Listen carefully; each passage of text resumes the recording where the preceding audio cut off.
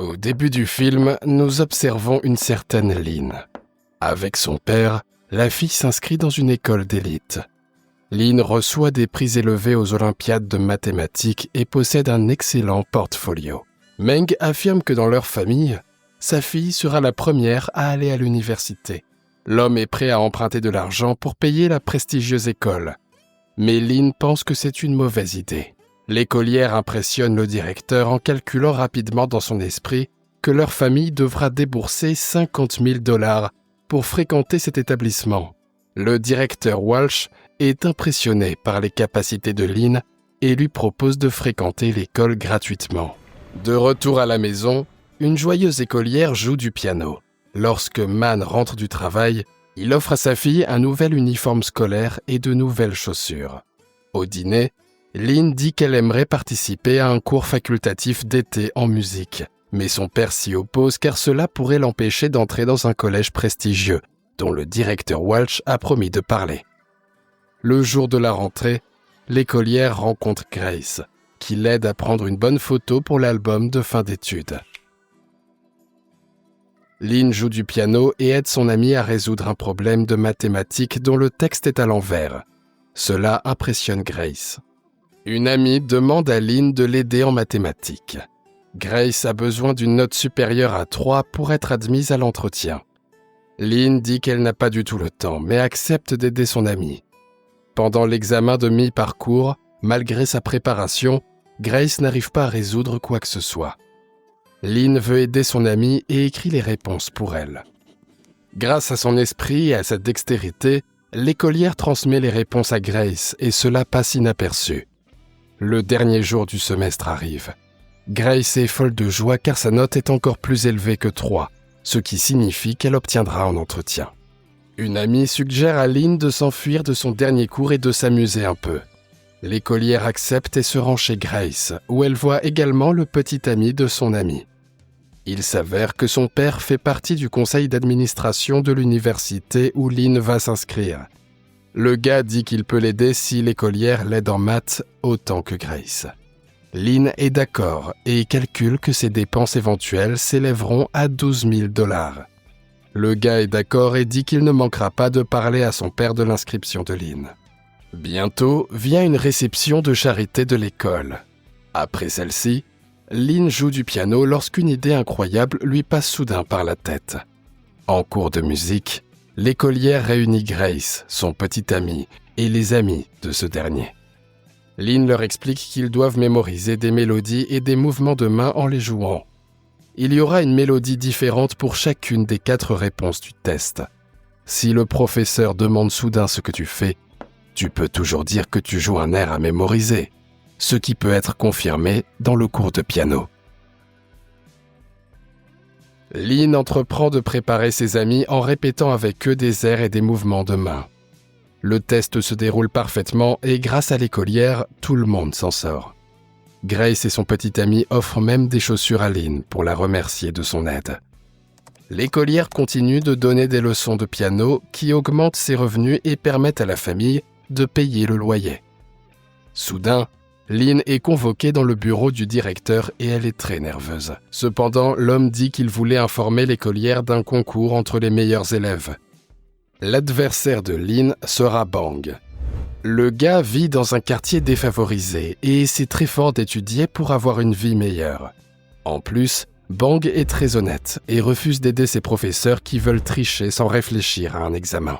Bientôt arrive le jour de l'examen final, qui décidera du sort de nombreux élèves.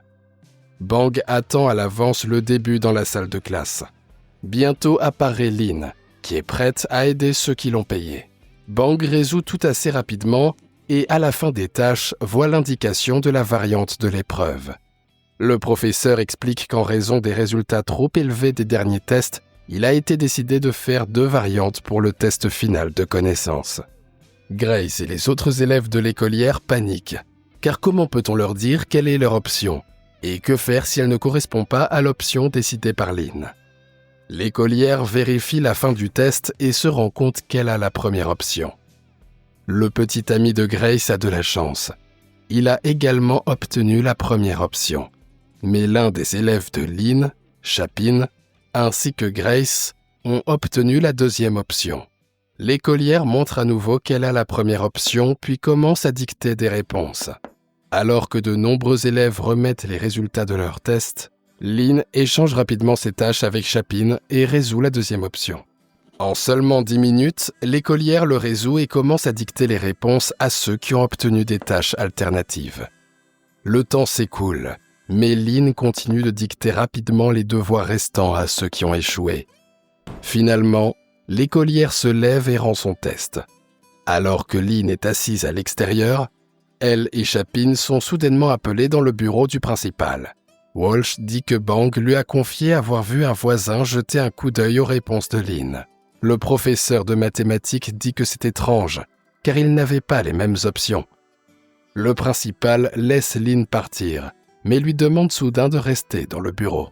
Walsh demande pourquoi le brouillon de l'écolière a des tâches des deux options. Le directeur convoque le père de la fille à l'école et s'entretient avec lui. Walsh n'exclut pas Lynn car elle est appréciée et représente l'école dans le concours. Cependant, le directeur refuse à l'écolière une bourse d'études ainsi que le droit d'entrer dans le collège de son choix. À la maison, Men consulte les dossiers de sa fille et apprend qu'elle rêve en fait d'étudier la musique à New York. Le père réprimande sa fille et lui annonce que le directeur va modifier son emploi du temps afin qu'elle ne puisse plus donner ses cours de musique aux élèves peu performants. Meng interdit également à sa fille de communiquer avec Grace et son entreprise. Cependant, l'écolière voit bientôt les parents de son ami et de son petit ami. Le père de Pat promet que si son fils réussit l'examen, Lynn, Grace et son petit ami préféré iront étudier à New York. L'homme dit aussi qu'ils ont déjà cherché un bel appartement pour eux. Lynn promet d'y réfléchir et discute ensuite avec son ami. L'écolière dit que l'examen final est très difficile et qu'il est presque impossible de le contourner. Cependant, Lynn ne tarde pas à trouver une idée brillante. L'écolière s'apprête à passer un examen à Philadelphie. La différence avec Seattle est de 3 heures.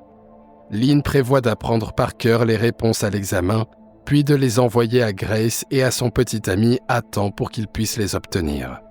Cependant, une telle escroquerie nécessitera beaucoup d'argent. Chapin s'en mêle et promet de recruter d'autres clients.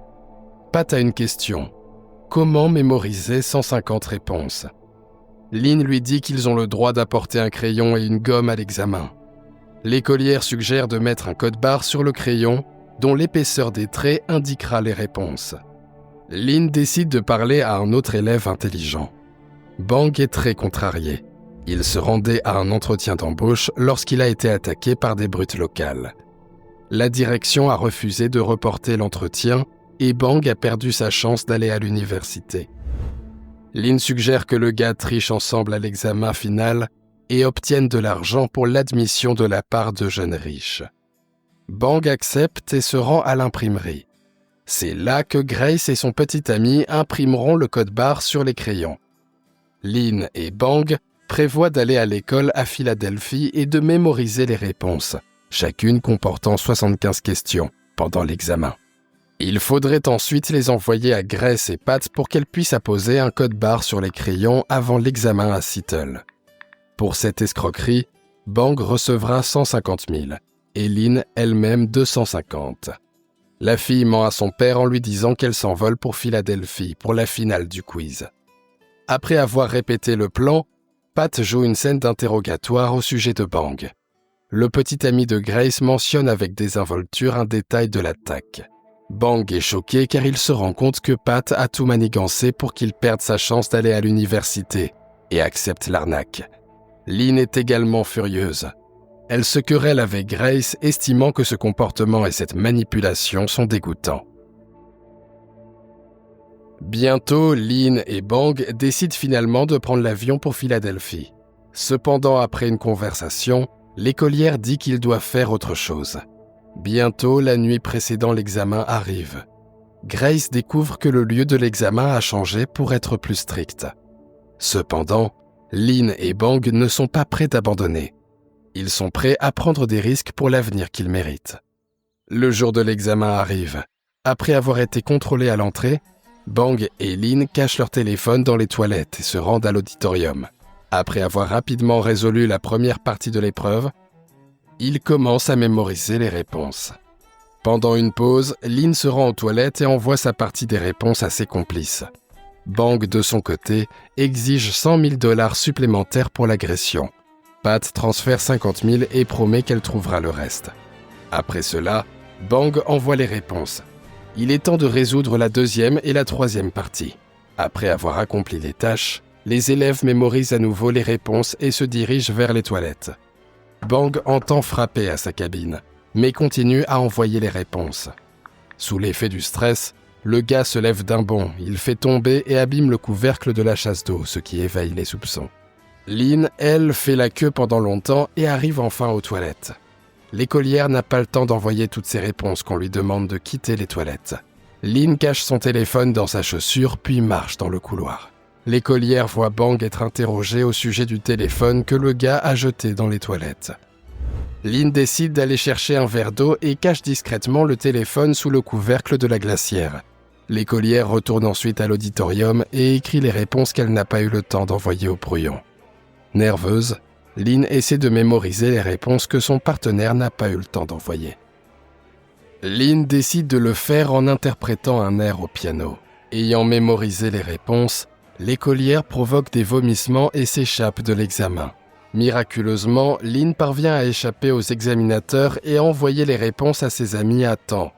Bang quitte également le bâtiment où s'est déroulé l'examen, après quoi ils rentrent chez eux.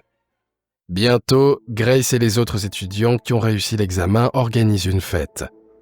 Lin apprend qu'il n'y aura pas d'appartement à New York, car Pat et sa fille ont décidé de voyager pendant un temps.